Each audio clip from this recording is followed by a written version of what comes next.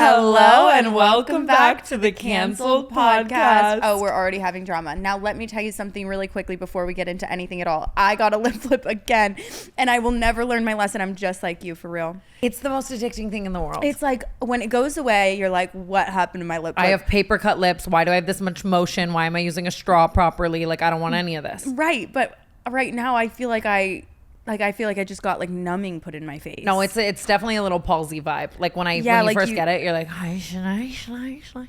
You know? And I just don't want to be clipped this way. So just know that I'm aware of it. You don't even have to tell me. I think they look Gorgina the house down, mama. I'm in a goofy mood. Wait, you think they look what? I'm so excited for today's episode. Like, it actually hurts. The amount of happened since we sat down here last is like unheard of. I feel like such a privilege to sit on this couch today. I'm on the edge of my seat all day. I've been so giddy boots. Well, what do we do? Do we like go in chronological order? Because like it's like it's been lives. Literal lives. Like where do we begin? I think we have to start at birth. Well, we did the Trisha episode, and then the next day I got a boob job. Okay, we can start there. Boob job went great. Tits are huge. They enter the room before her. They look amazing. They're still a little big. They're gonna go down. But I think it's fun that you get to have a week where you're like built like an AirPod. I know. I told them, well, yeah, I look like a capital P. I love it.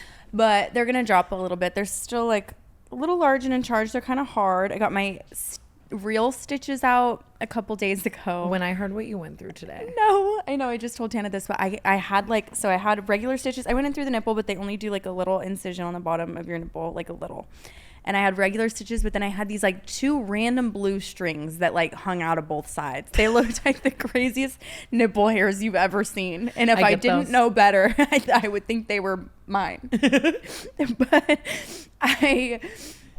I got my real stitches out first, and then today I had to take out that blue string, and it was one long string like this long. And was he like pulling you? And they had to pull it all the way out. I made BB come with me, and this one got stuck.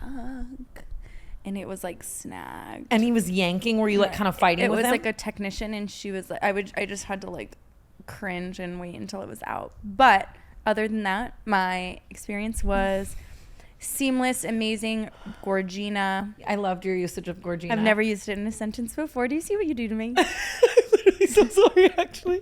I'm so proud of you for doing that, and then being a person today. I would need so much sedation. It's been relatively painless. I've been taking extra strength Tylenol. Well, can we talk about your serious issue with this boob job that is giving me like, it's keeping me up at night. I talked about it today with Makoa, like without you. Okay. What? So Brooke gets this boob job, right?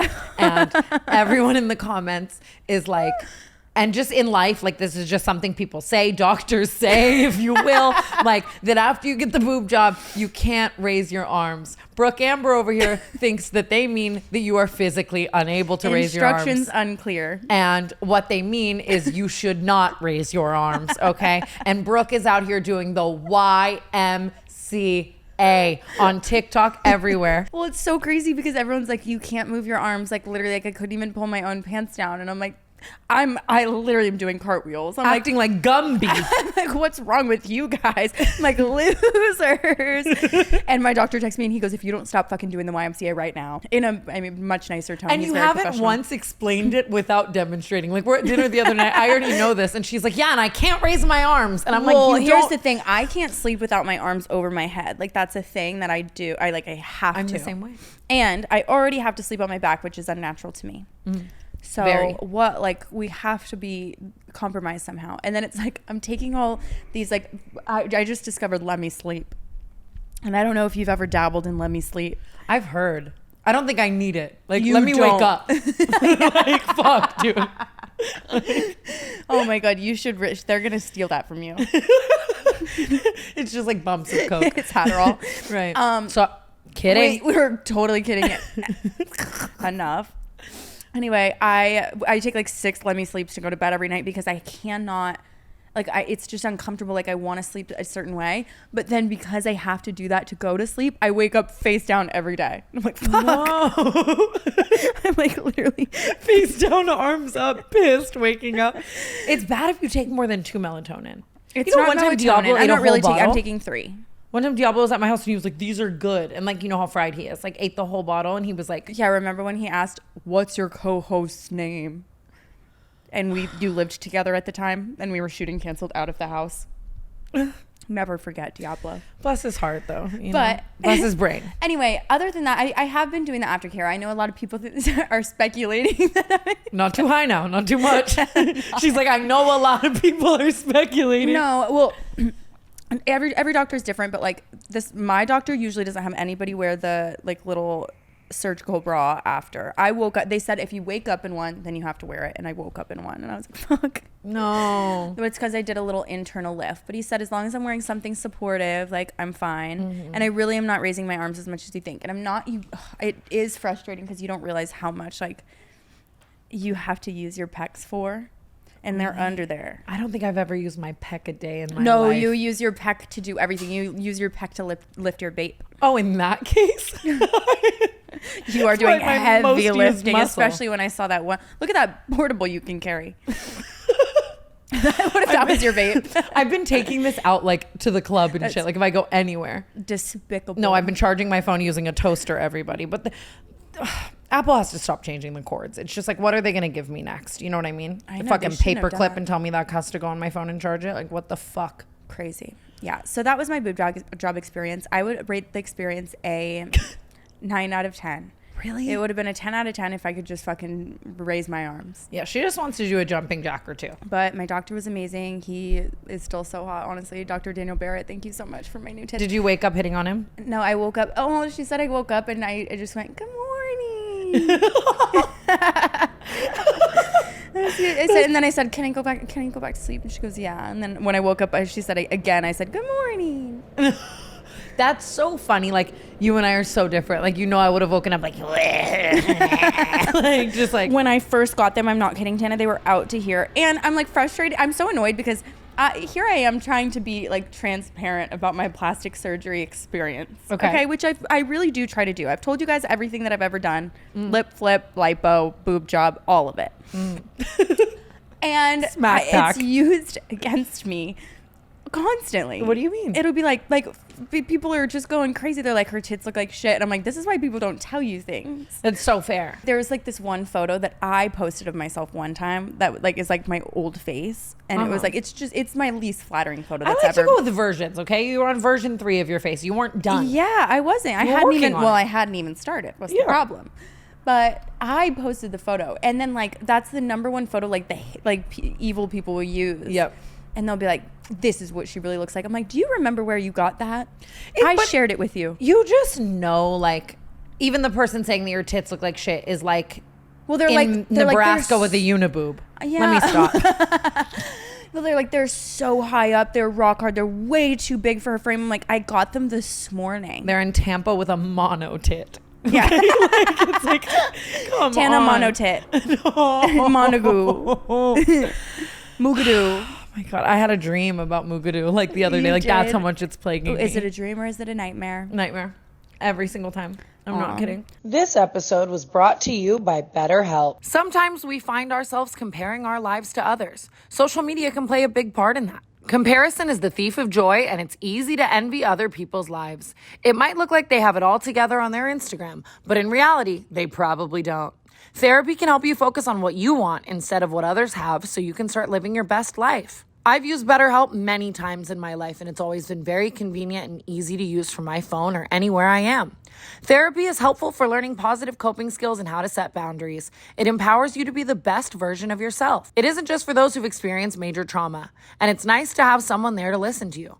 If you're thinking of starting therapy, give BetterHelp a try. It's entirely online, designed to be convenient, flexible, and suited to your schedule. Just fill out a brief questionnaire to get matched with a licensed therapist and switch therapists anytime for no additional charge. Stop comparing and start focusing with BetterHelp. Visit BetterHelp.com/Tana today to get 10% off your first month. That's BetterHelp, HELP.com/Tana to get 10% off your first month. Thank you, BetterHelp, for sponsoring today's episode of the Canceled Podcast. Well, anyway, you went on your birthday trip. Brooke, Amber. Give it to me straight. You can lead a horse to water, but you can't make it drink. What does that mean? You can lead Tana Mongeau to a jet, and she's gonna drink. Oh. Okay. Okay. Yeah, I didn't know if you were going to share that with the audience or not. No, I've been so transparent about like my whole journey. And I feel like this is obviously a very vital part of this journey. You know what I mean? I drank. Like, you did. Let's talk about it. You know?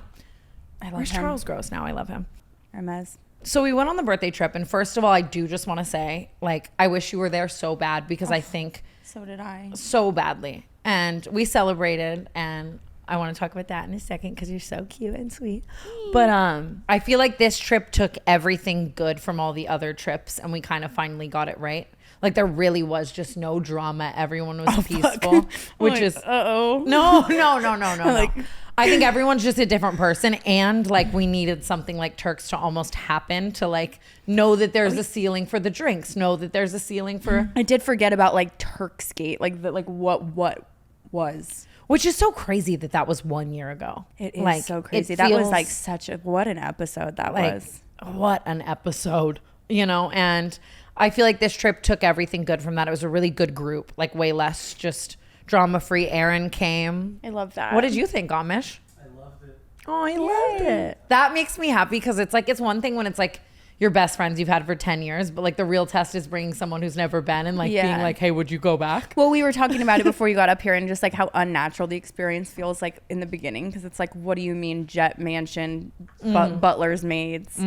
Like it is just like, what? It was so opulent. It really was. The house was just like beautiful. And this trip was also shorter, which I think is something I learned.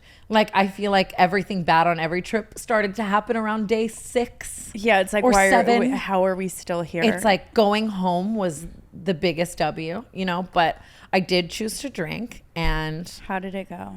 I mean, here's the thing. I think it's like everyone who didn't want me to drink was trying to, either from their experiences or their care for me, teach me a lesson. And I unfortunately am so the type of person that I cannot learn a fucking lesson by being told in any way. Like I have to learn the lesson by doing and living and falling and getting up, you know? So day 1, we get on the plane. And the thing is as well, it's all like environment. Like everyone else has been drinking for the past 6 months. So they're partying per protocol, you know? And I just hopped right in there like nothing happened. Yeah. And I definitely got wasted. And like it was fun, but then I noticed myself just kind of immediately like how easy it is to like be the same bitch like these last 6 months never happened.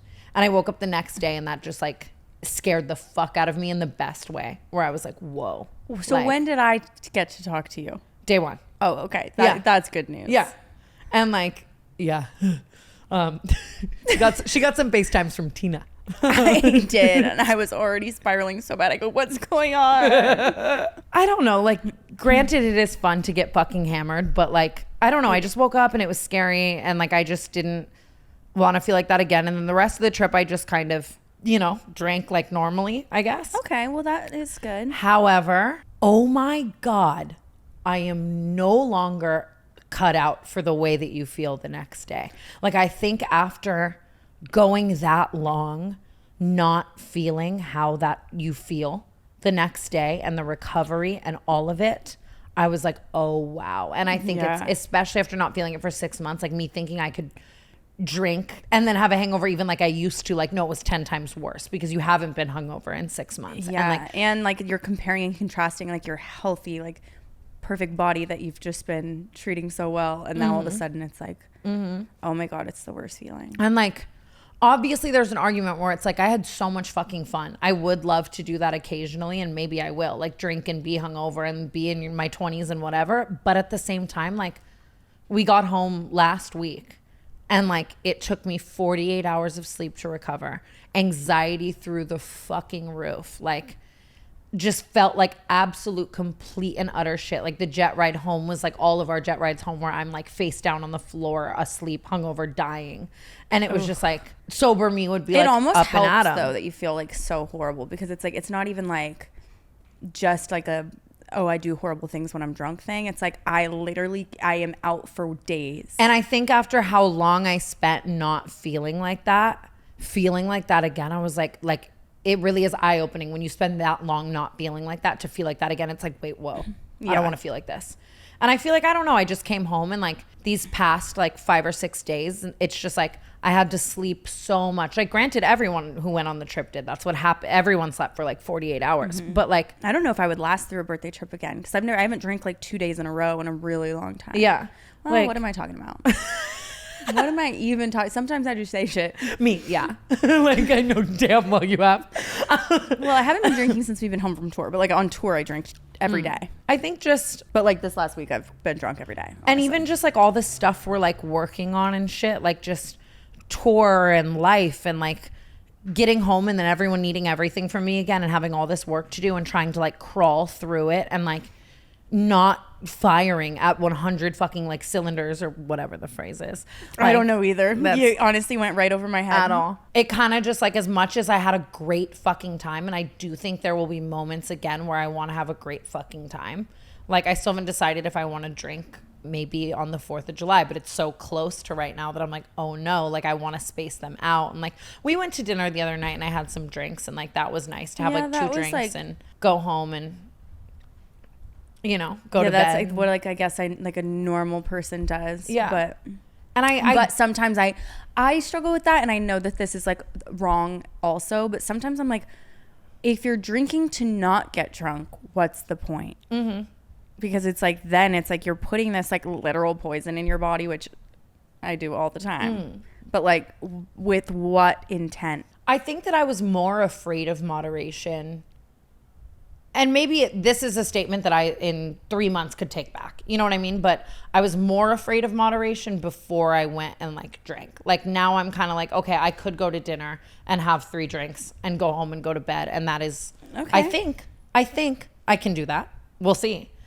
Yeah. But at the same time, I'm so scared of falling back into so many old patterns and like, then how many days a week are you doing that? And then it's like, Yeah, I see what you're saying. I think you did it. Maybe take a second, take a beat, and reassess the situation in a couple weeks or and so. it's just like, I don't like, at least 6 days a week, I want to wake up on 100. That's the number one thing in my mind. I feel like I have too much in life right now to lose or to half-ass or to not focus on or to whatever, that it's like, as much as I do love this thing and have so much fun in the moment, I don't know how much it's worth everything that comes with it still. And I'm just going to do my best to stay as far the fuck away from it as I can, because that is the goal, to like now and again occasionally get to have fun, but like be on 10 the rest of the time. And yeah, I don't know. I think the birthday trip, I say this now looking back, would have also been fun sober, but had I just been sober, I would have wanted it so bad. Yeah, that and I it's think like- you would have, like, it's kind of one of those things where you would have the whole time been like, well, that would have been so much more fun if I were drunk,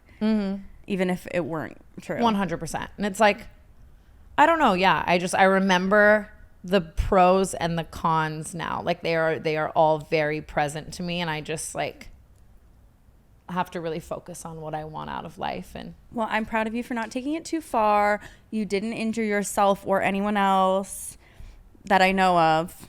I didn't. Nobody fought on your birthday trip. Yeah, it was genuinely no drama, like all very, very, very fun, which was I nice love. to have. It felt a little older. Like we went out to like El Squid Row in Cabo and shit. And I was like, get me the fuck out of here. No amount of alcohol can like do this to me anymore. Like I'm 26. I have to go home. Yeah, I think, Like- that's what I'm learning, I think, about myself is that I still like to drink, but I don't like to be around a lot of people at once. Like the Especially yelling over strangers. the music and Yeah. all of that. Yeah, it's just like awful. And I think now I also am just like in this stage where I'm debating on moderation and dabbling with it. I have to be very careful of my environment. Like I know right now I have to go to Vegas for Isabella's birthday and I have the 4th of July with everyone who's fucking Oh, insane. no, And I have to like just really be aware of like, if I'm going to have some drinks on the 4th of July, it's like 3 beers and I'm counting and I'm done and like I'm done so that I can, you know what I mean? Because I think that I'm just still very, very present with the fact that it's such a fucking fine line to like and fall it's back a slippery into who slope, and it's you do have to be very calculated, or you will get fucked. swept That's away. the thing. Like who I was before this sobriety journey could still be unlocked if I like go too crazy, and like I don't ever want her back. Yeah, and I that's know probably that for now. the best. But That's. I loved her too. I like her more. I think she was fun, and I saw a glimpse of her, and I'm afraid of her. You know, like I just. Yeah, I just have to be really fucking careful, and I don't know. Like my biggest takeaways are like, even though I had a lot of fun on the trip, like more than ever, I'm so aware of the fact that alcohol is fucking poison and it's like a slippery fucking slope. And it's, like we just have too much to lose. I still would never trust myself to tour fucked up. And like we have this whole tour like in the fall and shit. I have such a goal on this next tour to be able to do it. Like, not that I don't feel like I have to be sober, but I think it's really scary that I feel like I can't even go on stage sober. I've just even realized like moderate alcohol, like the way it like affects who I am days later is what's crazy. Like even today, it's been like days since the trip or days since I've had a drink and I'm just slower and I'm more anxious and my thoughts are different. Do you think any of that is like a little bit of like a placebo situation where it's like, you know, that like you've done it? No.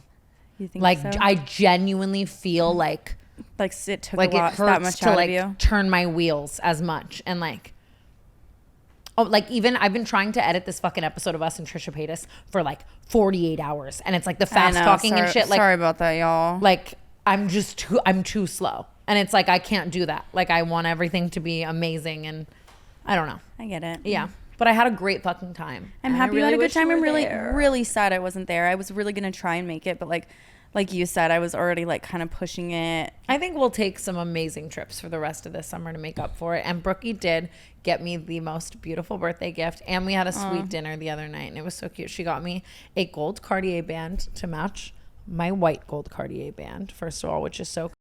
I open up the Cartier box and I'm like, first of all, return it, bitch. Like, that is so She bought expensive. me a car. But like, ugh, come on, diva. Like, no, it's just, first of all, so I have nice. every dollar I have literally because of you. But it's so fucking nice. I'm looking at it and I'm like, there's a catch here, right? Of course.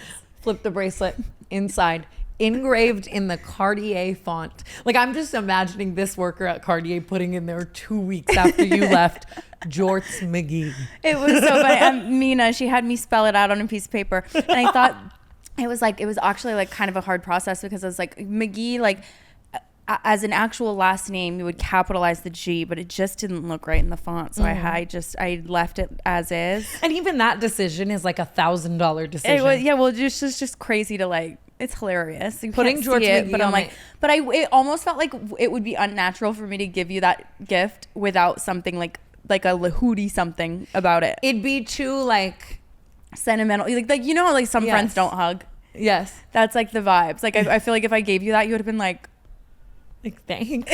Yeah. Like that's so sweet. But like what, you know what I mean? Like we're silly goofy with how we do it. Yeah. And had I had more time with the Bronco, I would have put some crazy shit on the seats or something.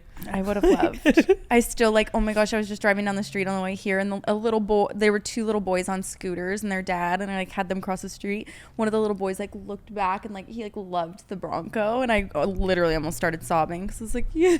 You know how like little boys love like trucks. Well, I just want you to know that I love my present as much as you I'm love your happy Bronco. And I'll wear it every day, which I think is really thoughtful. I think it's cute, and we're mixing metals these days. We are mixing metals lately. I wore my big watch today for the Indoctrination of Clinton Kane. Yeah. So I know indoctrination is the wrong word too. I'm like, Siri, what the fuck does indoctrination mean? What does it actually mean before I keep saying it? I've been saying it all day. Oh, I've been making shit up, especially because I've just been like, I don't even know what my brain is firing differently lately. The process of teaching a person or group to accept a set of beliefs. Sounds right. I have no idea what you said. Uncritically, like, hey, accept that his mom is like for sure alive. Wait, we can't even go there yet because we're doing things in chronological order. Okay. Listen up, renters. Ever feel like you're stuck in this loop of rent payments, just watching your money vanish into thin air? It's time to turn that rent game around and start earning some serious rewards. That's where BILT Rewards comes in. BILT is breaking ground as the first rewards program that hooks you up with points on your rent. Even if you're still rocking the old school rent check vibes, BILT Rewards has got your back. They'll mail the check for you. It's like having a personal rent paying assistant. Every month, pay your rent and watch the BILT points roll in. Use points to jet off on a dream vacation. Put your points towards a flight or hotel stay with 500 plus airlines and 700,000 plus hotels and properties. Use your points to sweat it out. Redeem your points to book fitness studio classes. You can also use your points towards a future rent payment or toward a future down payment on a home. Pay rent hassle-free through the BILT Rewards app. Your rent game just got a major upgrade. BILT points have been consistently ranked the highest value point currency by the Points Guy and Big bank rate. Earn points by paying rent now when you go to joinbilt.com/canceled. That's joinbilt.com/canceled. Make sure to use our URL so they know we sent you. Joinbilt.com/canceled to start earning points with your rent payments today. Thank you, Bilt, for sponsoring today's episode of the Canceled Podcast. So what happened after the birthday trip was Alex and Cover's wedding.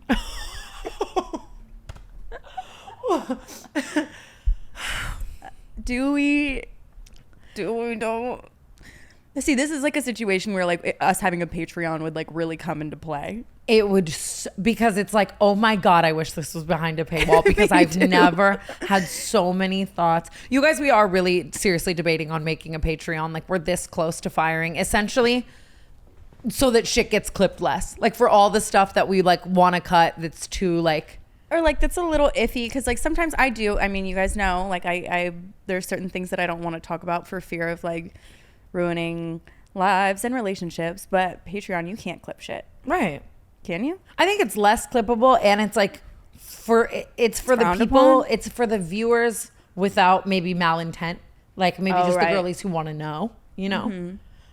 I don't know. It's also like, I would use a Patreon for the fact that like right now I want to interview the Hawk Tua girl, but like, you know, I just learned about her. That's not the side of internet or the internet I'm on. People, it's so funny because I think what she said was funny. Of course I do. Like, main demographic, and people are so funny. Mean. Oh, are the people being mean? I think the boys love it. That's true. I've only heard about it from boys, and they're like, how do you not know what this is? It is kind of like the new Gluck Gluck.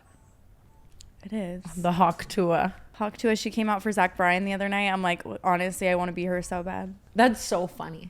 That's so fucking funny bringing her out. I saw someone make a TikTok and be like, I worked hard for, wait, I decided not to say that. Their career, and someone said Hawk Tua. No, well, she was like, she worked hard to like make the money to buy her Zach Bryan tickets, and then she saw the Hawk Tua girl. But I'm like, you know what? She's just having fun too. Yeah. Like, God forbid she Hawk Tuas. And not every revival can be sexy red. You know what I mean? Like, not every, you know. I know, and I almost think that's like what's fun about it. It's like, what, that it makes no sense. It's hilarious. Not every episode can be the Marianne episode. Yeah. You know. I can't believe that. I was going to say indoctrination again. That your first indoctrination of Clinton Kane was in the same episode as the Marianne, like, I know. You're jumping the gun a bit. No, I'm just saying duality of woman. I know, it's crazy because I've been rewatching those clips, or that clip, like that particular clip, me talking about it, crying. Like, it's like so many theatrics. Okay. Not theatrics, but like, it was like really a time. Yeah. I'm watching it and I'm looking at my outfit. I'm like, is that the same episode as She Ate But I Couldn't? Like, and I had a fuck ass bob. No way. I had a fuck ass bob, and every single one of my friends were like, "That's cute." And the choppiness, like on some real Lord Farquaad shit. I'm shooting up heroin today. Well, what was crazy about it was a bob, but it wasn't all your real hair at all. It was like she had chopped your extensions, which is like hilarious. Wait, and there's like 50 packs. Like, you can't like just chop it. Okay, like, Alex and Cover got married. And congratulations. It appeared to be a beautiful ceremony. I am so happy for them. They are one of my favorite internet couples just ever. Like, they're so sweet in their love for each other, and their story is just unmatched. Like, they've been with each other through absolutely everything, and you know what I mean? Like, them living in a car together forever, his parents passing away actually, and them, you know. I do have a special place in my heart for Alex Warren, because he really went through all of that. Mm-hmm. And he was actually a close friend of Clinton Kane's. Mm-hmm. I talked about that on Zach Saying. Like, that was the moment we'll get to him too. Everything turned, you know. Oh my God, I can't wait. There was a little bit of conversation around Alex and Cover's wedding that did not have to do with Alex and Cover at all. Mama. So obviously, if you guys live under a rock, you've seen how viral Lilah Gibney went at this wedding. Okay. I'm curious to know, because you and I actually haven't talked about this at all. God, I wish we had a Patreon. I'm serious. Like, it's hurting me right now. Alex calls me after the wedding, and I was so happy to talk to him, and like so sad that I missed everything, because I love them so much and I really wanted to go, but it just flew on the day that we were leaving to Cabo, or it fell on the day where we were flying to Cabo. I just couldn't end up going, and I really wanted to be there. So he called me to give me like the whole rundown, which was really sweet. Mm-hmm. And he gave me the whole rundown. Yeah. Diva, diva, diva. Here's my thing about it.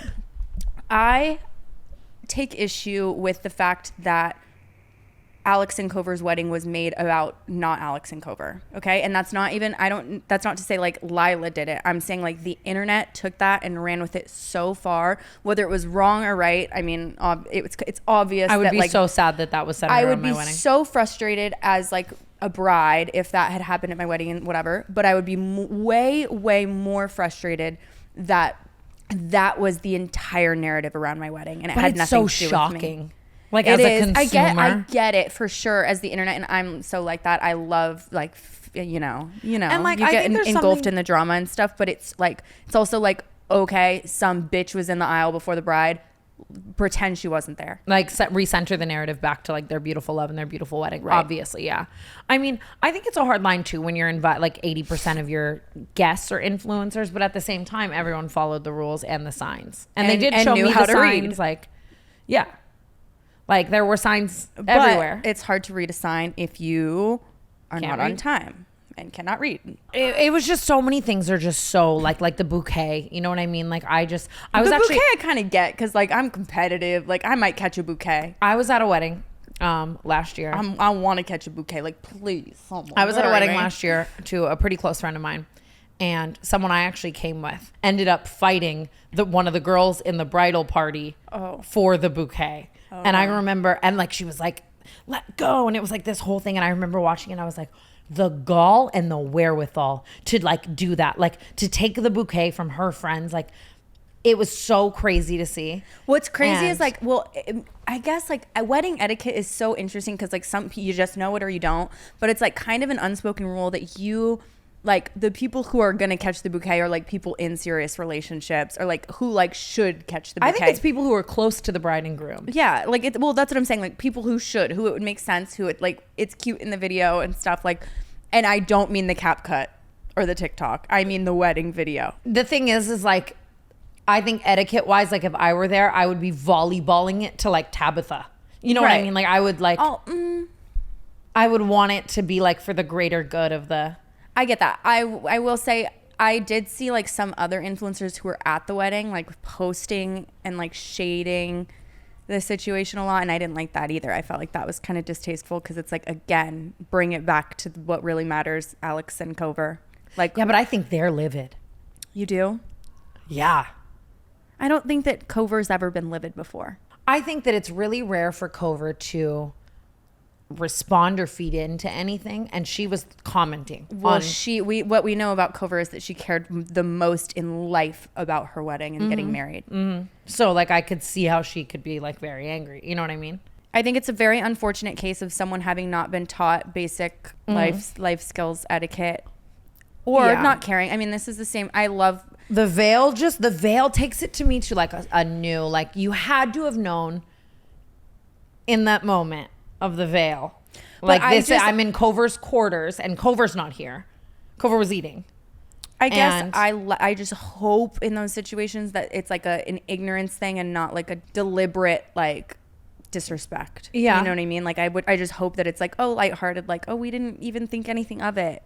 Because if it isn't that, then it's like, what the fuck is wrong But, with you? like- This is a wedding. You know what really like gets me too is I am such a firm believer, and I say this as more grown me, you know, obviously you can look at my internet history and know I haven't always been this way, but that when you do something wrong, especially like that, and from a PR standpoint as well, that the best case scenario is to just be like, my bad. Like I thought this was an influencer fucking wedding, so I vlogged the whole fucking thing and posted it. Like I kind of thought all bets were off when it came to a lot of etiquette because there were a bunch of influencers there and maybe we were all drunk and whatever, and like my bad. The way she apologized for it, I think goes down for them. Like that is my main reason why her and I are not friends, because that's how I felt like every apology to me was, where I was like, you're gaslighting the shit out of me and this isn't working. I wish that people understood the way I show love is through sharing my experiences. First of all, that's like when Noah Centineo was like, don't do what you do with what you do, just do what you... you've done with it. Like, what are you saying? But I actually get what he was trying to say, honestly. And like But it's just funny, like writing it all off is like vlogging is one of my love languages. It's my passion, Like- and you guys are shaming me for my art. Like, it's not physical touch. It's not words of affirmation. It's vlogging. Like, just say you're I sorry. will say, like, CapCut is her love language. Like, we know that about her, but that's actually where. kind of true. Okay, wait. That really is kind of her love language. Well, the thing about her is I know she would pussy stunt at my funeral, and that's just something that I know. So that's like, I would just have to take that into account when I'm sending out my evites. From the coffin. You know what I mean, though? Like, Okay, you hit the nail on the head there. Like she has never, she literally has vlogged herself doing an enema. Like, she will vlog anything, and that is what she does. And you have to know that. And like, yeah, it was wrong. For sure, it was wrong, and it was so disrespectful and horrible, honestly. But it was so on brand. Yeah, you know what? Honestly, I will say, now that I'm talking this out with you, I'm kind of coming to more conclusions as I'm thinking about it. You have to factor in when you're sending the invite. Like, what is this person going to do? And maybe make sure, I mean, and I'm not blaming Alex and Cover, but it's like, it has to be like so. And like, I would vlog myself doing an enema. You know what I mean? I had a fucking wedding and vlogged it, right? You know, it's like, I understand that. I think to me with the vlog, it was just the night of it all. Like, had her vlog been posted, I mean, like, from a business standpoint, the first to upload gets the views. I'm like, I get where she was coming from. I think, but that's where it's like, well, this is what I think. This is why I'm like, I have a little bit of a problem with all the shade from the other influencers. I think that there are certain influencers who did the same shit, and they were just so lucky that they weren't the first to post it. Mm-hmm. Because had they been, they would be the ones getting dragged. I think people have vlogged themselves attending weddings forever. Like, I think obviously I'm not saying film like their whole vows and put it in there, but like, there's a world where like I would attend a wedding and be like vlogging before, vlogging my outfit, maybe like in the bathroom with a friend, maybe like a clip. I think that like we're just in like this weird community of people where like you got married and it was like that was the thing to vlog the wedding, and like maybe that's the vibe she kind of thought it was, but like these are two people who are like genuinely have been together for fucking X amount of years, and MTV is not there. Yeah, I think like a mini baby vlog that was posted like way after their stuff would have probably gone over completely fine. For sure. You know what I mean? But like, can we shame her for being efficient? Like she got on her Zoom, dude. Like, seriously. Here's what I will say. She wore a white dress to her sister's wedding. Did you say she wore a white dress to her sister's wedding? Yeah, do you not remember that whole scandal? I'm just saying, like, it's kind of just on, like, it just is on brand. I think she just didn't learn some of those things, and that's just what you have to accept. Today, someone I was with said that Lilah's punishment should be deleting all of her social media and moving back to Iowa. Okay. And I said, I hope she never does that. Okay. Because even if for these clear reasons, I cannot have her in my life, it's always a great show. It is, but I don't know. I'm like, I hate when somebody gets canceled. Me after, like, immediately after just completely canceling someone. Okay, split. Well, I mean, you know, like, I don't know, with that amount of people coming at you, it is like you said, the normal person thing to do, whether you mean it or not, is just like a wholehearted, like, actual apology, and she didn't do it right. I think that like would save her from so much if she could just. I just think she has a lot of things that she's not working through, and I think this isn't going to help. I think everything would save her. I think she would still be in everyone's lives. I think like just so many things if she could just genuinely take accountability and grow. Like, it's just like, you know what I mean? Like, same shit, different day. And it's like, it just gets harder to watch. Yeah, it's hard. I have especially a lot of love for her. Especially as someone who had so much love for her for so long. Yeah, well, that's what I'm saying. I still do have so much love for her. She's like, truthfully, like, it's so crazy because I obviously know what the narrative is about her online, but like, she's in my life been one of the best friends that I've ever had, like, truly. And I have my reasons for not being friends with her now, but it is sad to me to see her get like bullied that badly. I just wish she would see it for what it is, but she doesn't. It's like she like throws the defense mechanism up, and like she just gets so defensive that it's like she just foot in mouth. And just to have only people around you who are like, yes, queen, slay, your sparkle is so slay. Like, That you know does what I not mean? help. Yeah, some enablers. Like, yeah, but it's just also like dystopian too. It's like this influencer wedding and people vlogged it, and now this whole, like, it's just like, oh my God. Like Alex and Cover's wedding, even all of that aside, like, I don't think that ruined the wedding. It looked so beautiful. Like, I can't speak for Alex and Cover. I'm sure they wish that didn't happen, but I'm just saying, like, it just sucks. Like their vows were beautiful. Cover looked beautiful. Like, when I think of their wedding, I don't think of the scandal of it all first. Like, I do think of like their beautiful wedding. You know, I don't know. Thank you so much to SeatGeek for sponsoring this video.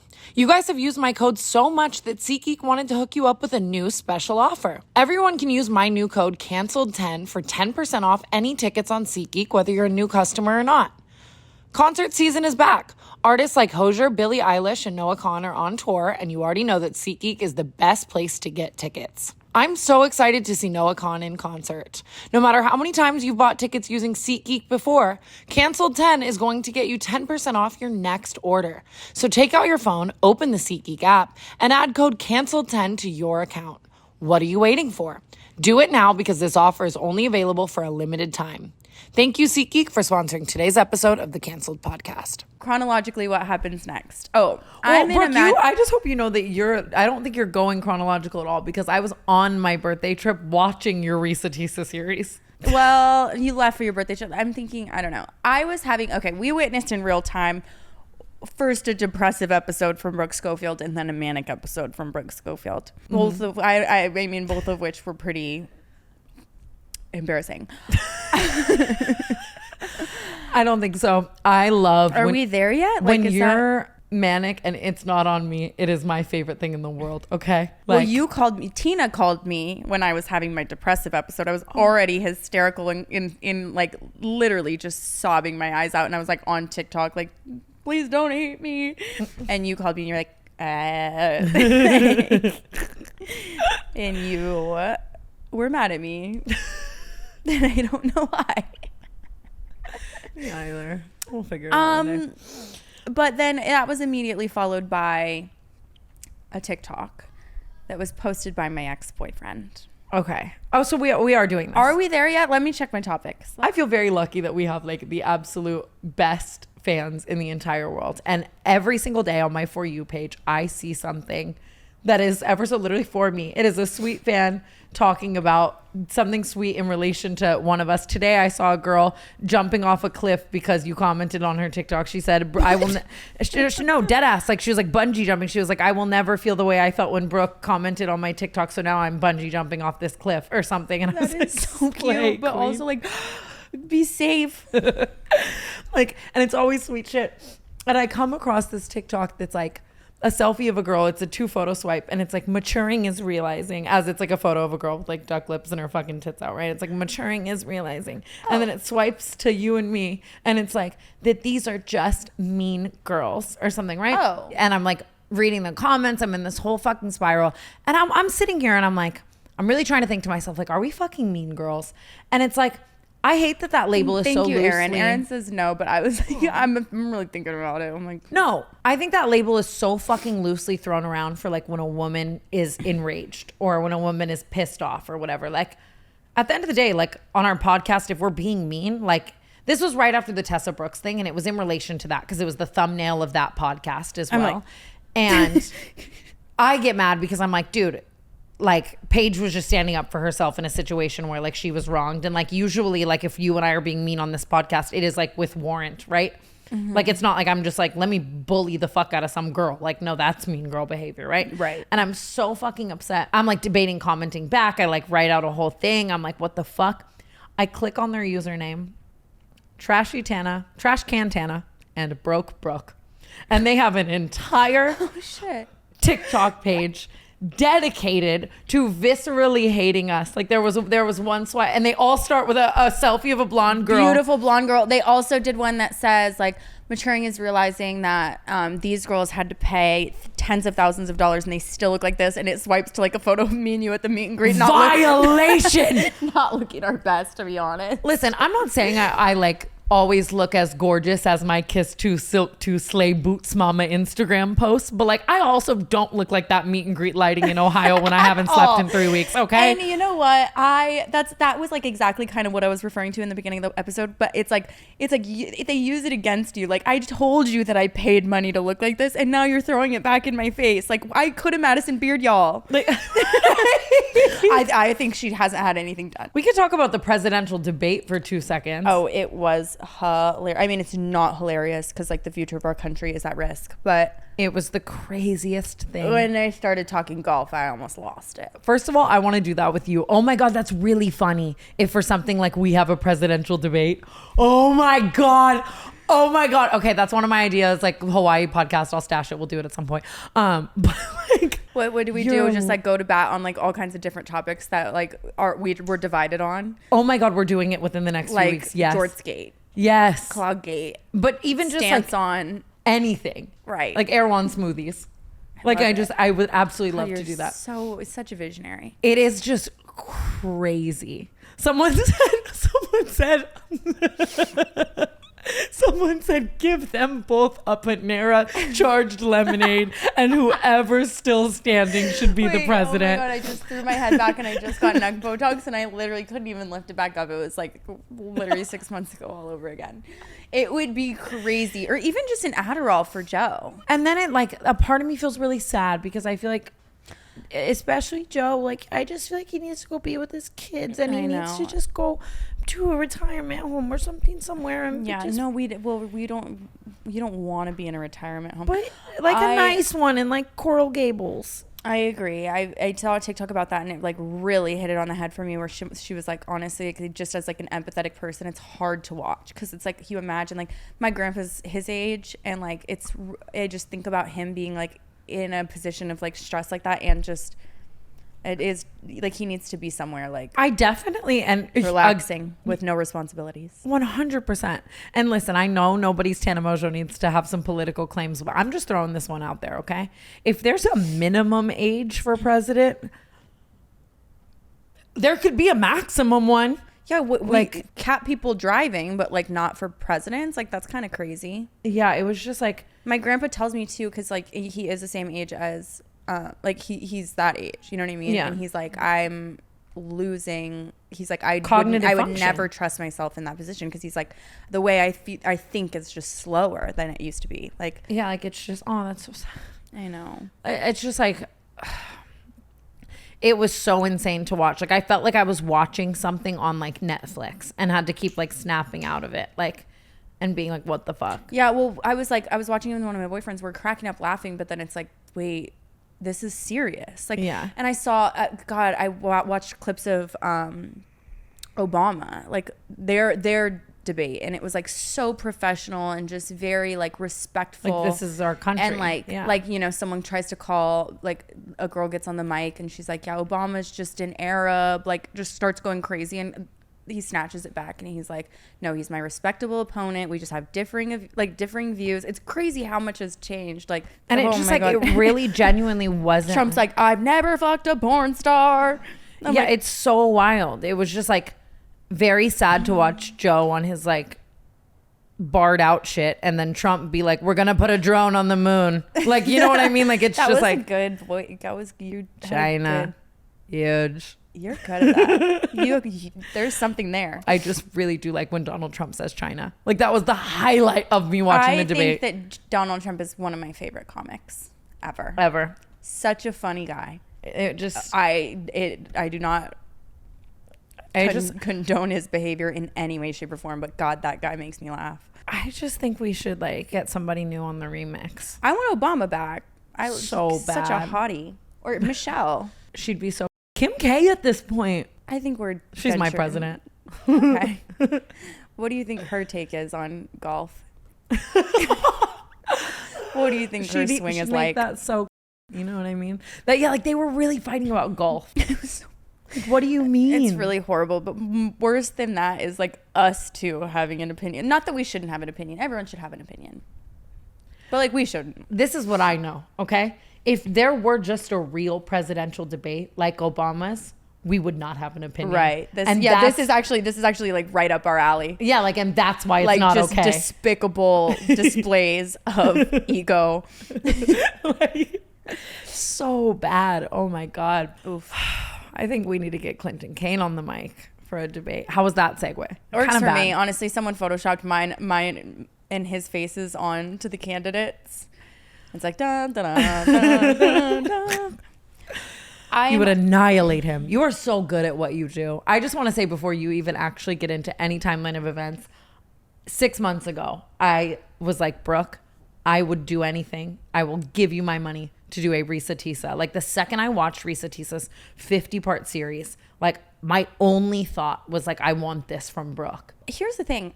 I didn't think anyone gave a fuck because I knew it. I've been kind of talking about it and like breadcrumbing it on this podcast forever. And obviously like people knew, or like at least there was like speculation because of like what's been said online that he was a liar, he faked the death of his family, yada yada. And I always say it. I've said it on every podcast and stuff, but it never picked up. And I was like, damn, I guess people like really don't care like I thought they were gonna. Not that I wanted it to like pick up, but when I found out about it, it felt like the biggest story in the world to me. So I was saying to Makoa the other day, like, it's the craziest thing I've ever witnessed happen in real time to any of my friends, like relationship wise, ever.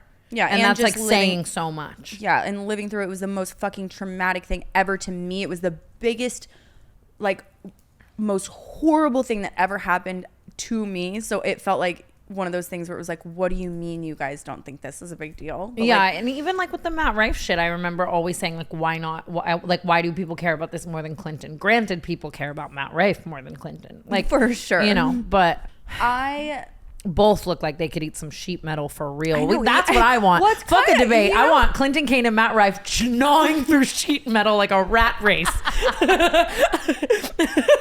Wait, isn't it kind of crazy like that? Like what a specific thing for people, like somebody to be like described as like a sheet metal chewer. And I hit 2 of them. But maybe that's like just your type. I don't know. But it was 2 separate reasons. Like one of them was the teeth, one of them was the jaw. Yeah.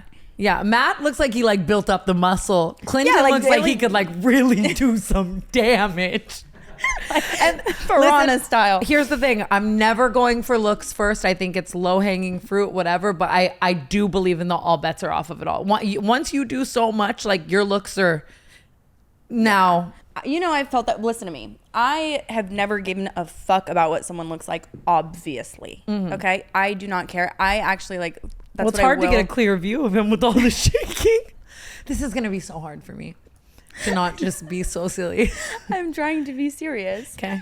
Sorry. That's the only part about this like element. I mean, not that I like love that this is happening, but like that is like my least favorite thing about this is like all the videos about how ugly he is, because it's like there are so many other things to say about him. Like there are so many more horrible things. It's like if no one's gonna send you to jail, like that seems like an okay start to your punishment. Okay, if you're gonna be a free man. Yeah, like, but it's like all of that, and like the videos are about like what he looks like. That, you know what I mean? It's like there are so many more important factors to consider in the story, and I really I dated him on purpose, and I like literally, you know what I mean? Yeah. Like, why am I going to talk about how ugly he is? Mm-hmm. You don't have to. But they are. I will. It started because, obviously, he made the video where he said, and I quote, "When you've been over the relationship for 2 years and she will not stop yapping about it." Even good for you for not like, because I know that there were probably moments where you wanted to maybe take it too fucking far, because it's like if I saw that, it's like you're poking the bear. And it's like you did all this fucked up shit to this woman and multiple other women and would have continued doing it for the rest of your life, getting away with it. And you're going to like taunt her. Well, not only that, but like, well, that's what I'm saying. It just set me the fuck off, honest to God, because there is like, obviously I've talked about it. I've talked about it on Canceled. I've talked about it on other podcasts, but I've only really ever said what was already known thanks to the Zach Sang podcast, okay, with you. You know what I mean? He said parents are alive. He's not Australian. So I said parents are alive. he's not Australian. I never really went so far as to talk about like all like the other elements of the story until now. But that's the joke, is like, what do you mean she can't stop yapping about it? You are so lucky that I waited until this. I gave you all this time to say something yourself or come clean or fix it somehow, some way. And you are going to make everybody think that I'm crazy and I'm obsessive and I'm like trying to destroy your career or and whatever. like you're dying on the hill that they're alive. Like, you know what I mean? It's like, no, dead. Sorry. You're dying on the hill that they're dead. The only person dead is him on that hill. Right. Like, it's like, you're lying. Continue. I was just fed up, and honestly, like I was already in like a highly emotional situation, and you know what? I made a little bit of a series. I made 14 videos. All I'm going to say is if that happened to any quote unquote yapping bitch in their right mind, I'm not shutting up about it ever. I'm not shutting up about it until, what do you mean she won't stop yapping about it? It would be more concerning if she didn't yap about it. Let me give you a little bit of unfortunate backstory, okay? Yeah, Brooke. No, this is like really embarrassing for me. When I was still in the midst of my breakup or whatever, I was trying so hard to help him out of that situation, help him either A, cover it up, or B, tell the truth, which I mean, obviously I would prefer for him to tell the truth, but I was terrified of it ruining his career. And I was so afraid of it coming out. Like, so to make it like, oh, she's telling the world and stuff like that. No, you told the world. It's been 2 years, and he's had 2 years since all of that happened, since I initially found out, for him to find some way to fix this situation, like that he's put himself in, you know what I mean? And I gave him so many options. I'm like, listen, like you can say this, like mental health alone, like that's enough of an excuse. Like, I mean, people are understanding about that in this day and age. Like you can say like, listen to me, like I have a compulsive lying disorder. Yeah. Like, or like, you know, I didn't have a good relationship with my parents and stuff, and it doesn't make it better, but it's like, just be honest. Like he's just doubled down and dug himself into this hole of lies and made it so much worse that I just got so frustrated with the situation, because I'm like, you just it will never end. You do not care, and you have no remorse, and you do not care about how many people you're hurting along the way, like in the process. 8 months or a year after it happened, Clinton came out and he was like, I'm gonna say something to make this all better, right? And then he comes online on his Instagram and he posts him writing on a fucking napkin that it wasn't his mom that he killed off. It was his mother figure who truly died. Like it was laughable. Which was all just still more lies. Like none of that's true. Like it was so frustrating as somebody who was in it, because it was like I was so excited for him to just finally, like, because I don't want the best for him. I was about to lie, but like I wanted him to like stop, be able to move forward from that situation and still like continue with his career and like have it be like not such a huge thing. But like, oh my God, when I read that, I was like, this stupid fucking idiot. And all of it was it was more lies. It was just a bunch of malarkey. It was literally more lies, and now you're adding on a new side character. Like you had a mother character figure unlocked, and I knew it wasn't obviously a real thing because I knew her name. Like he would tell me her name, and he would tell me such like explicit detail, the details of how she died, which would change all the time, by the way. My bad for not noticing. I also just want to highlight the fact again, like I can't say this enough, like you having a platform and talking about this and stopping that man from the damage that he was doing to women and people in his life is an anomaly. Like in most case scenarios, he would have gone on to date a bunch of other girls and continued emotionally abusing them and emotionally abusing everyone in his life with these lies forever. Like, yeah. You know? But it was such a trauma bond situation, because it was like, first of all, a narcissistic individual. He's like a textbook narcissist, worst kind of person you could possibly be in a relationship with. And then you have me, who is somebody with a personality disorder. Literally a perfect matchup for somebody like that, okay? Because I'm like someone who can't be abandoned, and like that's like my number one trigger, and it makes me fucking insane and so emotional and whatever. So I am so like like it's a trauma bond. I'm like I just like his dream victim. I thought my life was fucking like literally over after this situation, and so I would have done anything for him, like even long after. And so he was lucky it was me until he wasn't lucky anymore, because I'm not in love with him anymore. I have no fucking like instinct to protect him at all. So you're gonna make a TikTok about me, I'm gonna make a fucking 14-part series, and I'm gonna ruin your life. I don't know if all the details will ever come out, but like obviously you similar to the Matt Rife situation, kind of have found a support group in other women who have been abused by Clinton. And there's some shit that he has did to these other girls that like blows my mind. Yeah. Like it's some real documentary, like abusive fucking shit. Right. Where it's like, you would have kept doing that to people. No, of course, 100%. And I like constantly, I'm getting people still messaging me now and being like, oh my God, like I just went through this with him and he told me this, and this about you.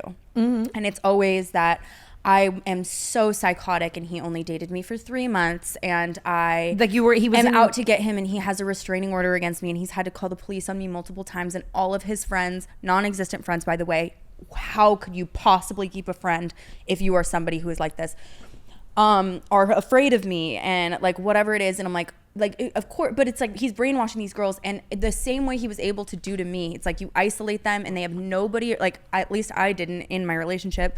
I had nobody around me to like fucking talk some sense into me. Like I just believed every single thing that he said. And I was so like infatuated by him and the situation and the love bombing and whatever it is that I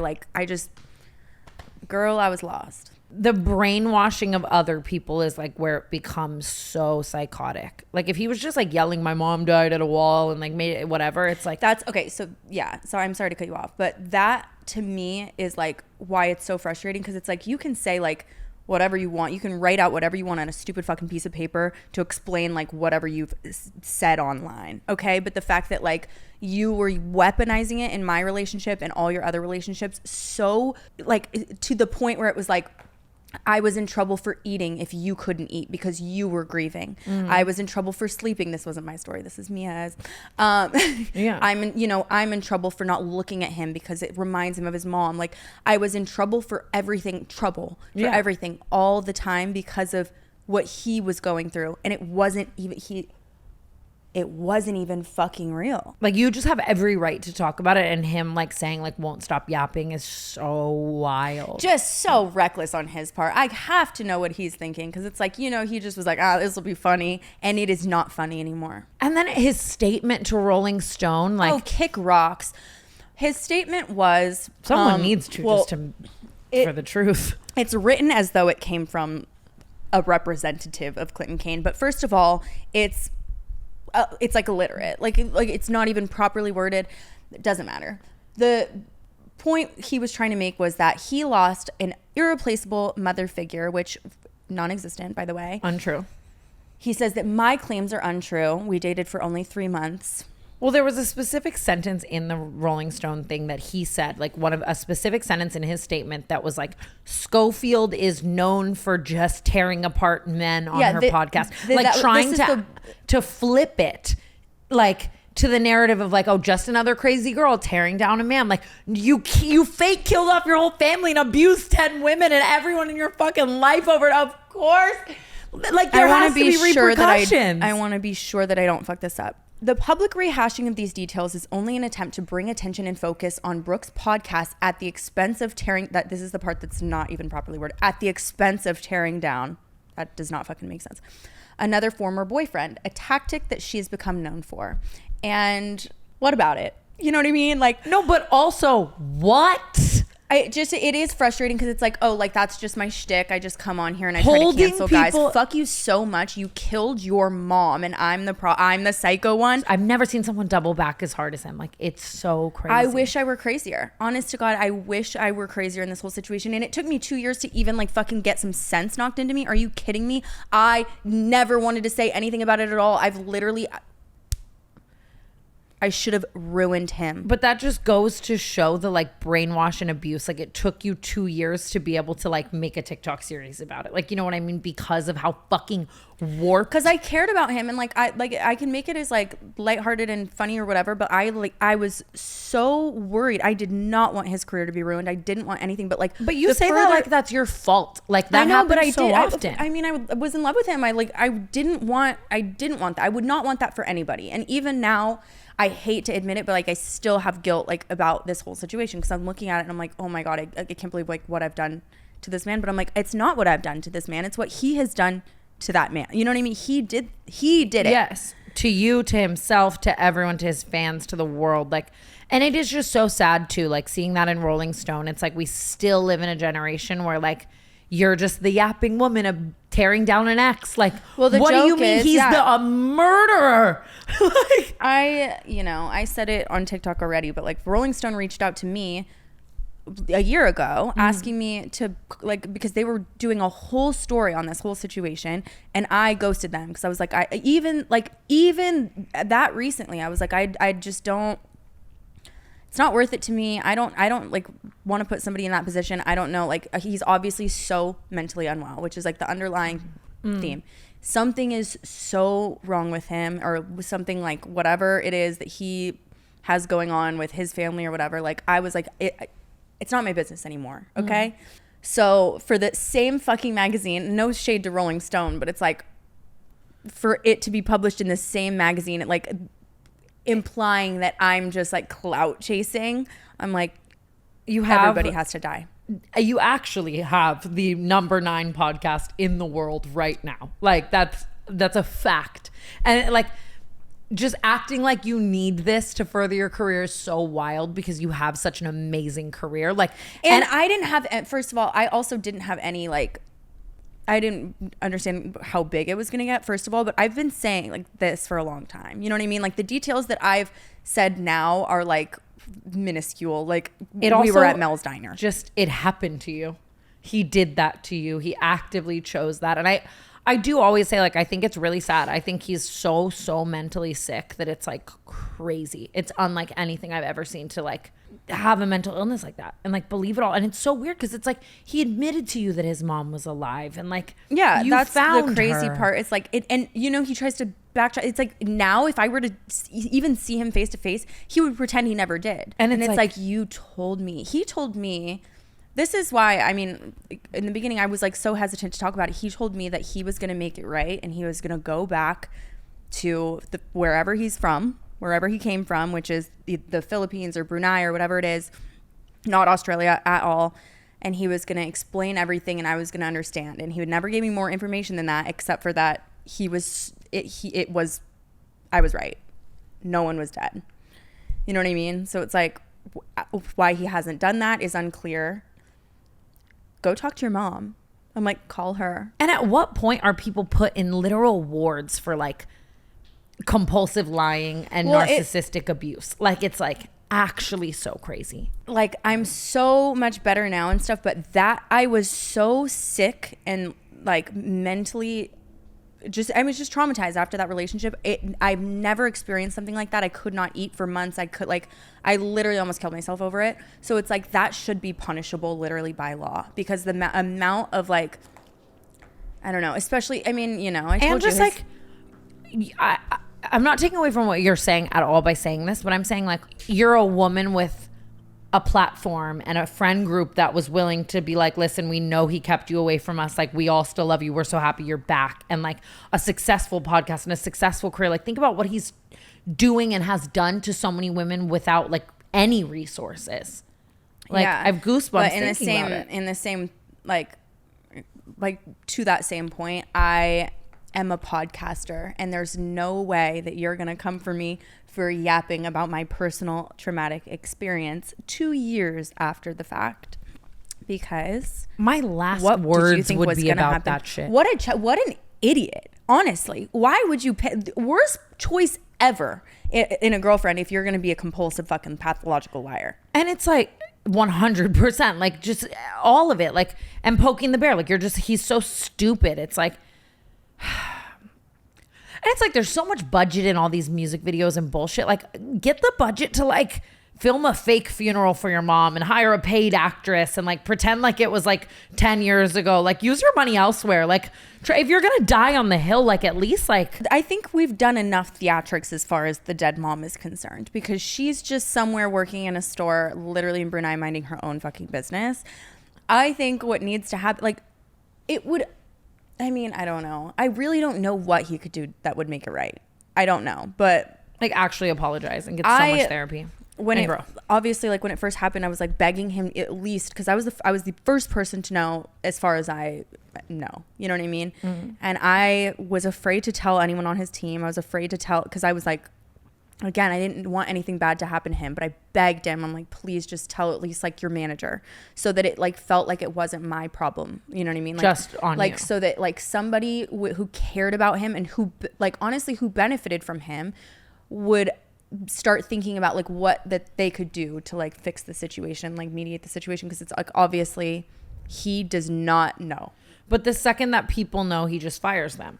Yeah, it's happened 17. He's had 17 managers in a row, and like no, and he's also like just a fucking horrible human being, honest to God, and he's really hard to work with, and he's horrible to people, and he can't keep anyone around, literally. Yeah.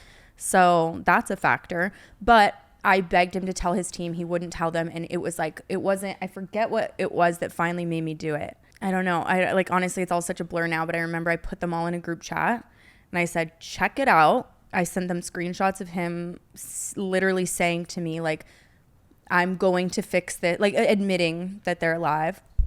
And they all ghosted me, literally. And it wasn't until months later, I kept getting like one person at a time who would reach out to me and be like, I'm so sorry. Like, you were right. Yeah. This, that, and the other, whatever. But it was like nobody supported me in the moment. Because it's so unbelievable that like you don't want to believe and it. he's so good at it that they all really did think I was that crazy. He was telling them that like he was calling the police on me, and I was like, and because I was so I was mentally unwell at that time, it was like believable. It was like, she's just going crazy, and I was. You don't know what I was doing, dude. He had a girl out there, like he flew a girl out a couple weeks after we broke up, and I flew that bitch home. Like I was out of my mind. I was, but I was right. And it was the most triggering and horrible like scenario literally I could have possibly imagined. I was then mourning a person who was not dead, because now I have a dead boyfriend because who I was in a relationship with did not exist. It was literally snap of the fingers that he disappeared. It was not a real person.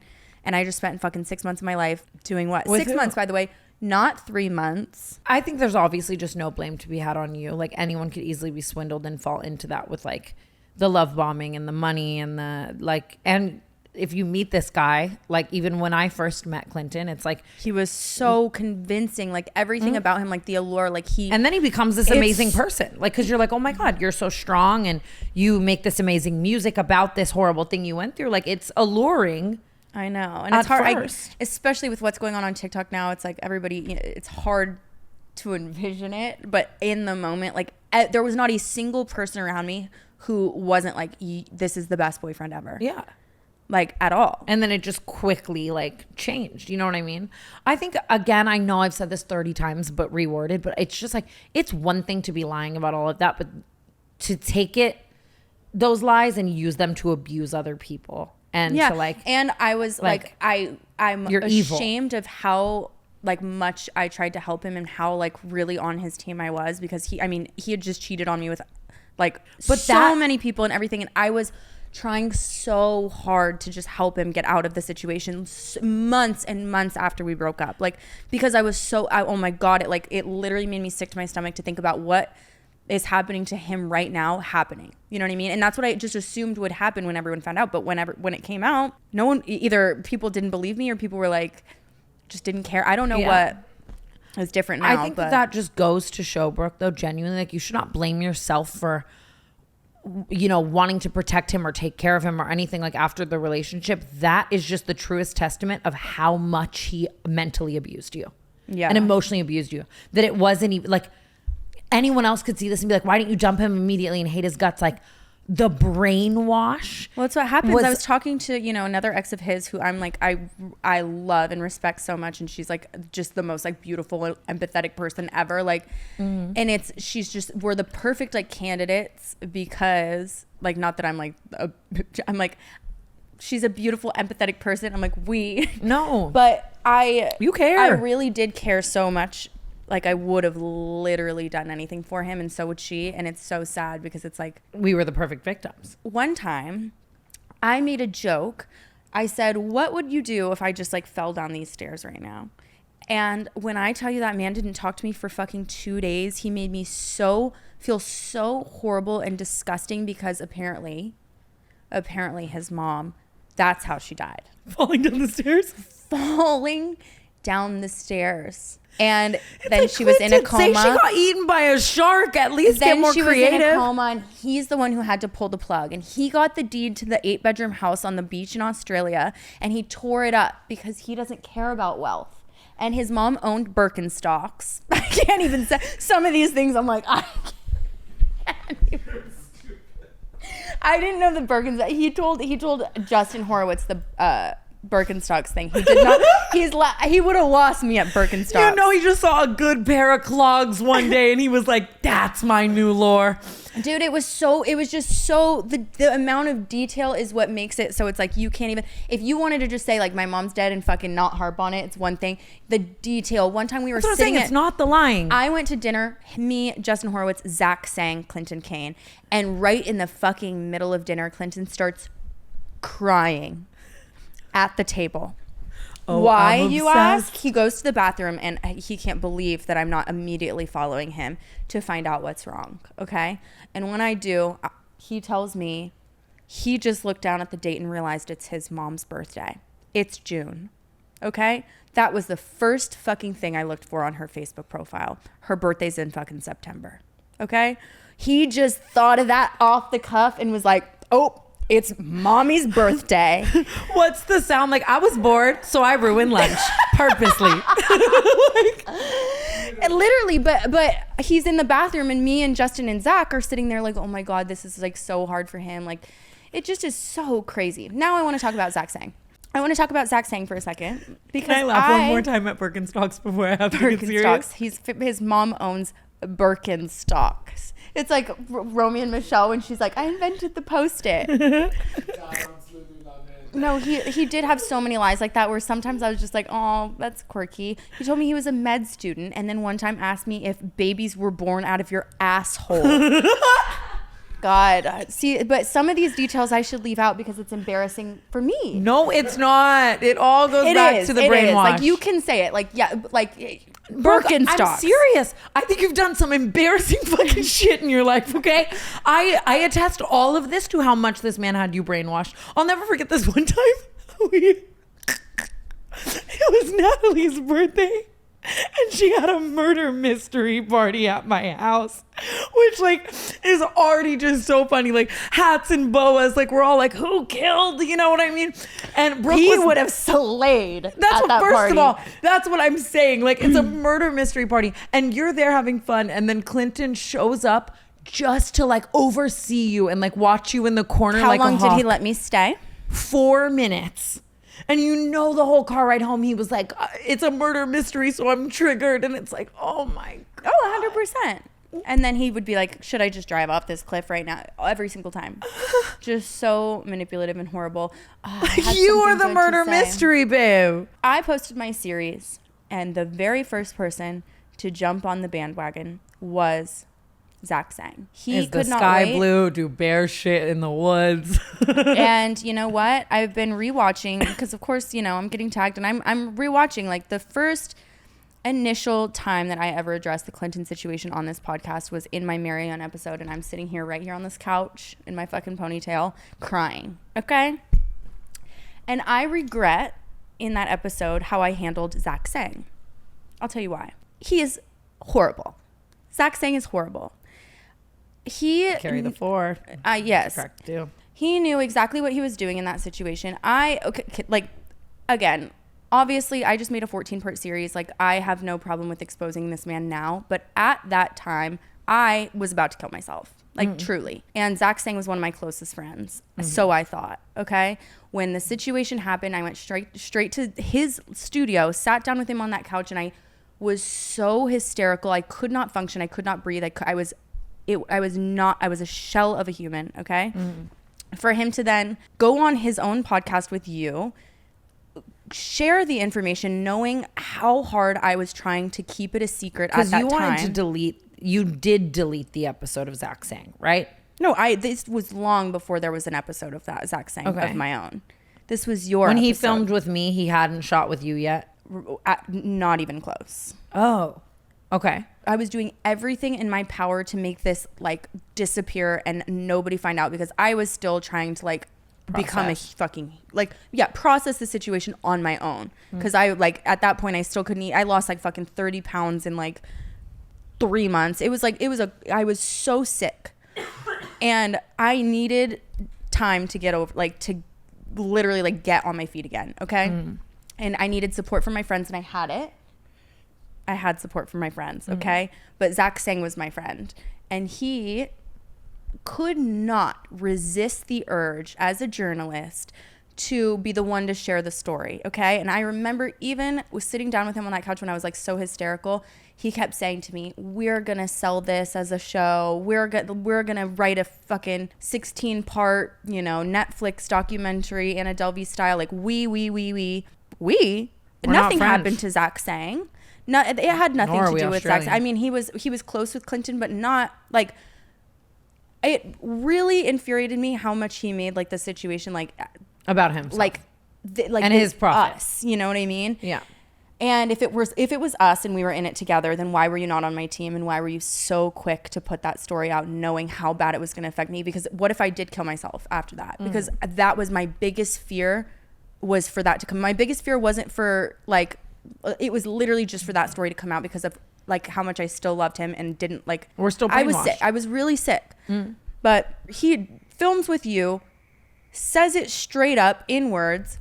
I reach out to him knowing that happened, and I say, if you please, I am literally begging you to just delete it from the episode. Like, I'm not ready. Like, you can be the one to do it when it happens, but I am not ready. I literally don't even know like emotionally what will happen to me if this comes out like right now. And ghosts me. I get word that it was deleted from the episode, and then it comes out anyway. Okay. Let me emphasize that at no point ever has he apologized to me for that at all. Okay. What he did instead was he invited me to come on the Zach Sang show. Okay. And this was months later. He like came up to me at a party and was like, oops, like, is it that big of a deal kind of thing? And yes, it was.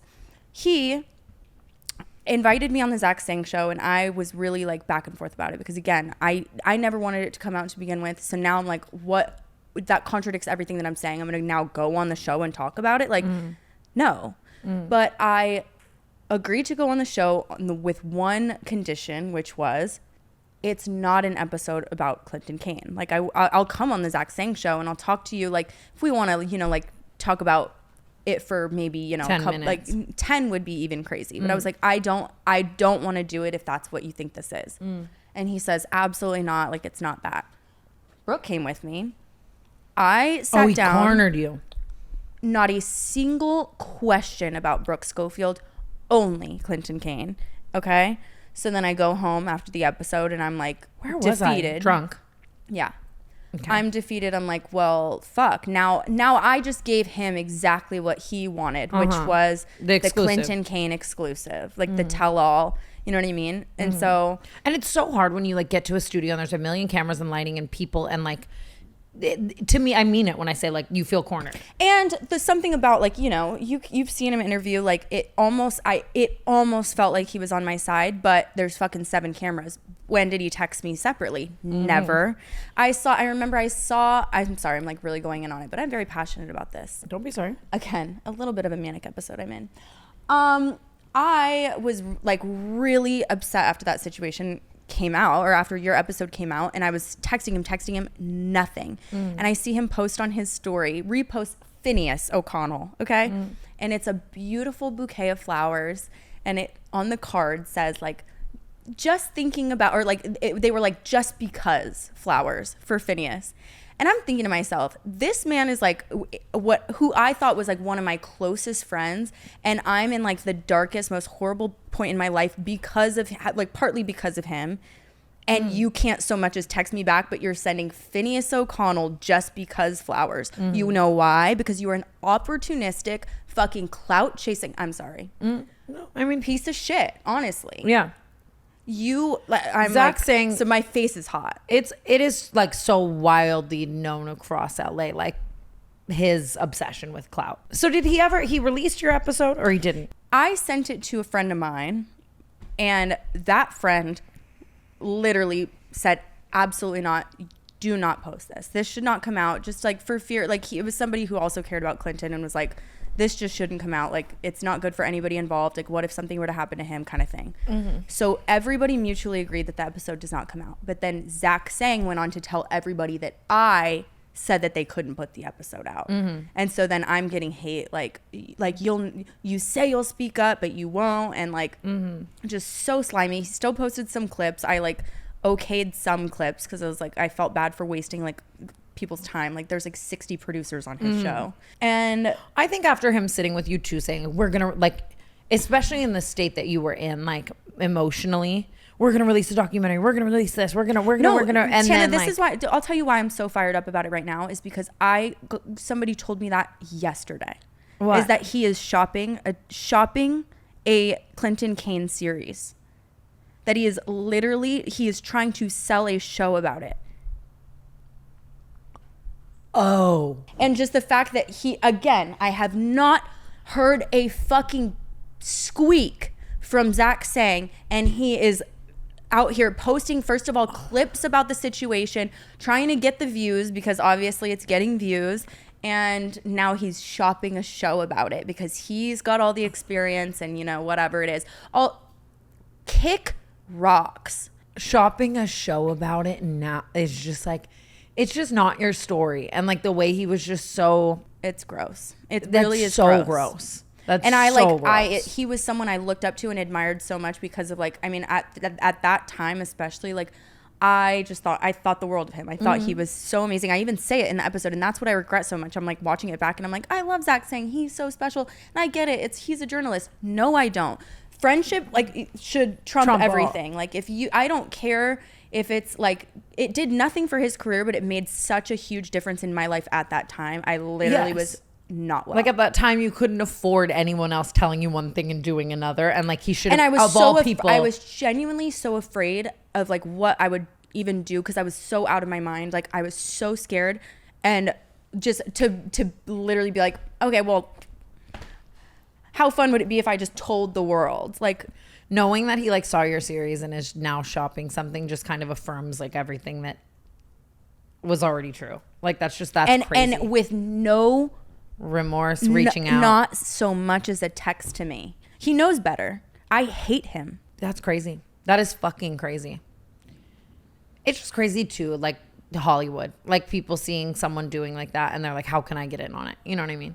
Well, it's even just I've seen like textbook. Like that's true. It is just like textbook Hollywood. But and I also do understand it as a journalist, but also like it doesn't make it less slimy. Like what do you like? So you're gonna make all the money. He kept saying we're gonna be laughing about this in our beach house that we're gonna buy when we sell this series. Like blah blah blah. And meanwhile, I'm like just trying to fucking get a sandwich down. Like I've been seeing so many girls who like lied to you about how they were definitely like girls that Clinton cheated on you with. Oh. Now making full 20-part series. Oh yeah, how funny is that? Because I knew every single girl who I got cheated. Well, not every single girl, but I knew a good majority of them. And how funny is it to compare and contrast all the girls who lied to me and told me nothing happened and now have screenshots and receipts and story times about Clinton Kane. It's interesting. Like, but it's shit like this that just goes like to show you how fake like so much of Hollywood is. It's horrible, but it sucks because we're like, I don't know. I'm not used to that shit. Like I've been here for fucking 6 years or whatever it is, but it's still like be a like a decent person to other people. Like so many people just aren't. At least you're lucky to say like you got out of it. You're doing better than ever. I am, and anything good that happens to you, it's like everything happens for a reason, and you deserve it. Like you deserve some fucking compensation for what the fuck you went through. So does every other fucking bitch. Like, and anyone trying to take that away from you is crazy. And you can sit here now with the same people around you who loved and supported you then. Like, you know what I mean? Like, yeah, I feel now, like you just win in every way. Like even when Clinton continued with his statement, I was just like reminding you, like, there is no taking him down. There is no like his own life is his own punishment. Like imagine what it feels like to be him when he goes to bed. Remember he said that about me yesterday. Yeah. I pity her. How like what your life must be like to make up all these lies. That's what he said about me. And now I will say that about him.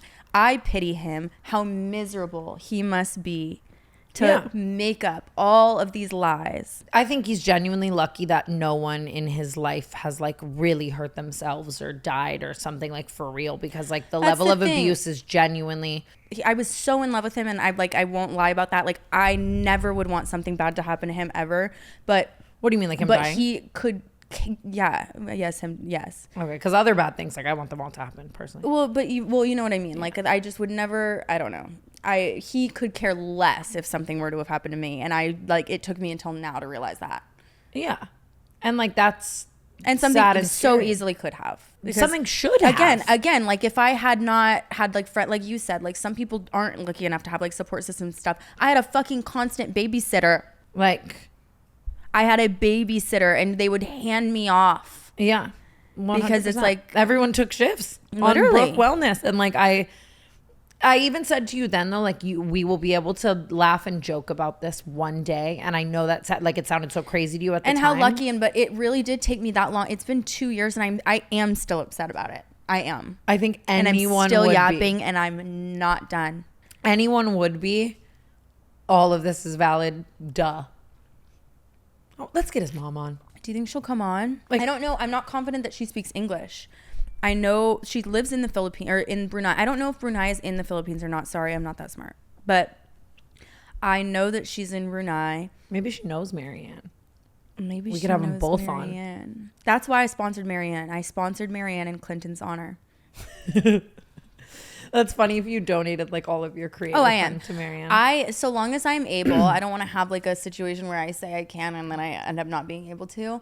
If I can, no doubt all my Risatisa money is going to Marianne in the Philippines because she deserves it. And I don't want anyone to ever be able to say that I tried to capitalize off the situation and I'm doing this for clout or money or whatever it is. I am doing this so that nobody else in the future gets abused by this despicable, horrible man. Mm-hmm. And so that girls, hopefully in similar situations, can look at it and be like, hey, maybe I should pay attention to things that aren't right, because nobody fucking owns Birkenstocks. Okay. And good on you, Brooke. I think that you're taking the absolute like highest road of this, and you always have, like, even when you didn't want to talk about it, you wanted to wait till a time that you felt like mentally clear, and like I think you've done everything completely right and have taken the highest road. Just everything happens for a reason across this like whole scenario, and I'm like really proud of you. I think that like I always wanted you to do this because everything that you're saying, like, you just have such an amazing voice and you're so eloquent, and like, you know what I mean? Like you have saved so many girls either from him or from situations like him. And again, also just good on you for taking the high road. I would have his mom's face on a shirt for $9.99 right now. Like, you know, like, and you're entitled to do that too. Like, what about his brother? Like, what about, you know what I mean? Like, what? There's so many elements. It's like, when was he gonna stop? He wasn't, and he isn't. But that's the crazy thing within itself. Like, to even be like, she's still yapping, like, it takes 2 years to unpack everything. Like, yeah, like, first of all, 5. I just stood up. Like, what are you even talking about? I thought you were saying in reference from your titties. Oh. New tits, who this? You regret it? I would. I really would. Stop making videos about how ugly he is, because it's mean. And you're just talking to me. And start making videos about how he's a pathological lying narcissist. I actually had to like put myself on a bit of a little TikTok ban. Like, I like wanted to make a TikTok about him an hour ago. Like, it's really like, so hard. It's hard for me to not get like wrapped up in it, because of course, like, I do get a little bit high on like all the support that I've gotten and stuff. And like, I like the videos. They're funny. They're making me laugh. Well, and like, it must feel so nice to feel like validated. Like, it, you know? I do, because like I said, Tana, I've been saying this. Yeah. Like, it's almost like, well, and just validated why is from it a story him. now? I could talk about this with you. We have, like, for, you know what I mean? For literally 10 hours. It's the craziest thing in the world. Well, I'm so happy about your series. Honestly, make a song about how sorry you am. How sorry you are. Make a song about how you were neglected or whatever, like, however you're going to try to spin this. Like, come on, just be smarter about it. Like, don't be so reckless. So many loose ends, so many poorly told lies. Like, be better. 100%. That's what I'm saying. Say she got eaten by a shark and just die on that hill. No, he's the shark. Like, fuck. I hope you know it's been so hard for me to not make the most low-hanging jokes for the last 40. Like it's cheap, and we don't have to be cheap with these jokes. We have so much material that the shaking. I don't even think the shaking is that crazy. Well, we haven't talked about the shaking for 2 seconds. I would never, ever make fun of anybody with a type of disorder where they were shaking, right? I met him. He doesn't have any type of disorder like that. More passion. Yeah, like it's when he hears the music, he does this thing. Gyrates. And I was really genuinely, I was in this hole the other night so high laughing about the fact that he does not have one song with a BPM that requires moving like that. Like your John Summit. Like that's the slow thing. acoustic He's music. so obsessed with Fred again, and he like wants to be Fred again so bad. I'm like, oh my God. Like honestly, he needs to be anyone else again. Like just fucking hell, dude. He needs to be institutionalized again. Oh my God. It's like I want him to come online tomorrow and be like, yo, I'm Fred now. Like just do something else. He needs to come on Canceled. Do you think we can get him on Canceled? He I don't know if I could stop myself from actually like all gender roles aside trying to square up. Like actually like fist fight. I know. Are we allowed to say that? Like I would hit him. Actually, I've already said that. Oh my God. You know what's crazy is one of my friends has run into him 3 times. If I ever saw him, can I tell you something? We got back together, which is just crazy words to come out of my mouth. But we got back together in October, the year that we broke up, 2022. And I literally sent him off to his studio session that day. Like, bye, babe. I love you. I'll see you when you get back. And I somehow came to my senses that day. I put his shit outside and I never, ever saw him ever again. But that's good. I don't know what happened that day, but thank God it did. You know what I mean? And he called me a year later and said, I'm in LA. Like, will you come to my hotel? And like just definitely wanted to like fucking lie to you more. Like, yeah, and I crazy. literally got ready to go. And I, again, came to my senses and I was like, oh my God, like, no. It was the type of unwell you can barely even fix. I just like all of that. Just I'm gonna say it again and again and again. Goes back to the brainwash though. Like he is. Yeah, like, I really completely understand people who go back in like abusive relationships. He wasn't physically abusive, I should say that, but just the most emotionally abusive relationship that I could ever possibly imagine, because there were so many elements to it that were so good, and you can find so much evidence of me being like, well, that's like it was an amazing relationship. He was such a good boyfriend, like blah blah blah. But it was because, first of all, I didn't have a lot to compare it to, and second you also of all, experienced like the absolute climax of what it feels like to be in a toxic relationship with high highs and low lows. Like, right, and that's why they feel. Yeah, you said it the best. It's like they feel so high because it's been so bad, and then you feel so much closer to that person because you just like had all this turmoil and like whatever it is. But like the amount of fights, it was like I can't believe. And now I would never. I mean, I would hope I would never let myself stay in a situation like that. It's hard to say. But it is so crazy. It just goes to show like all the girls out there, like if you're in a high, low toxic relationship, like you will get out, you will see it clearly. And like, it's awesome. You know what I mean? It's good for you on the fact that for one of your first more serious relationships, you literally met the final boss of emotional abuse. Like everything else after it can't get much worse. But then, you want to gaslight me about liking girls' Instagram photos, motherfucker? Right. Let's go. Maybe that helps you better understand why I get so maybe like the Matt Rife situation might fire me up a little bit, because it's like if I tell you all of what you guys just found out, and then you can just do the same. Like you can also like lie to me. You know what I mean? I'm like, I really have such little tolerance for that shit now that it's like, but that's good. That's lying gross. In particular. It's like, do not lie to me. Yeah. But now I'm a Kiwi.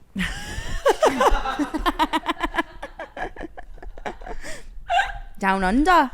I can't even believe. Is that a wrap on the indoctrination, or should we just say right now, like I don't want to wee you word to Zach saying, but like it will probably be yapped about on this podcast until the end of time, because no fucking shit. Yeah, no fucking shit. I hope I'm literally going to be yapping until his mom comes home. I'm not kidding. 100%. And she's going to. You want to talk about your new athlete boyfriend? Or should we just end the goddamn podcast? That's a wrap. Bye, guys. You, Clinton Kane. Literally, you, you. And justice for his mom. Seriously. Like, bye guys.